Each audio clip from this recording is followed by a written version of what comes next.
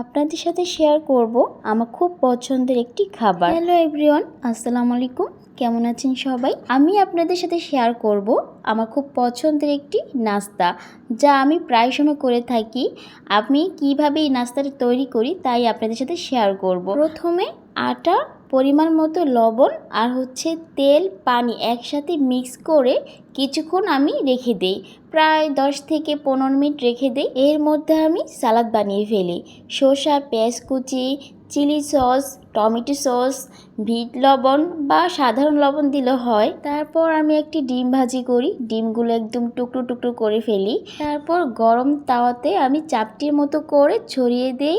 দেওয়ার পরে অনেক সুন্দর গোল রাউন্ড হয়ে যায়। তো আমি দোনো পিঠ ভালো করে ভেজে নিই। তো একটু শক্ত শক্ত হলে ভালো লাগে খেতে। এর মধ্যে আমি হালকা একটু চিলি সস, টমেটো সস দিয়ে সালাদ দিয়ে দিই, ডিম দিয়ে দিই। তারপর রোলের মতন বানিয়ে ফেলি আর সস দিয়ে খেয়ে ফেলি। আপনারা একদিন ট্রাই করে দেখবেন আর আমাকে জানাবেন খেতে কেমন লাগে।